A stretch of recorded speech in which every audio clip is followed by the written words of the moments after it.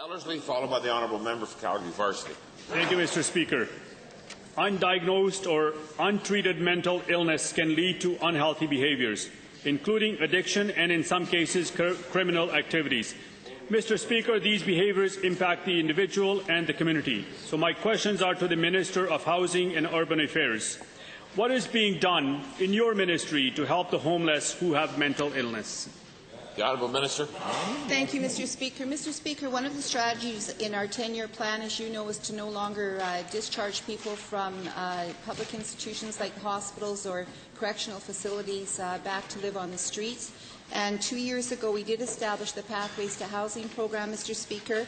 It has a hospital discharge team, and their responsibility is to provide housing first and the supports that people need to stay successfully housed. This team, as I've told you before, is highly specialized, provides service on a 24-hour basis.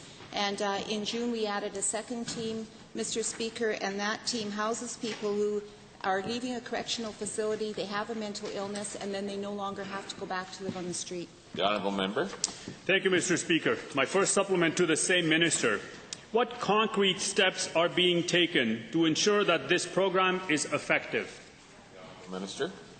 You know, Mr. Speaker, I have had this discussion with this member before. I can tell you, Honourable Member, this program is very effective. In fact, it's a 100% success rate because all clients have remained housed, and Mr. Speaker, they continue to work toward their goals, and the individuals are no longer required to be in a corrections system at all. And I can tell you that the Pathways Correction Team, they work closely with the police, with the courts, the correctional agencies, and that's to deliver the program, Mr. Speaker, and that the community is not at risk. And I know that's one of your concerns, Honourable Member, but they're not at risk. And also that safety and stability is essential for clients so that they can recover and that they, as I said, Mr. Speaker, that they're no longer living on the streets. The Honourable Member.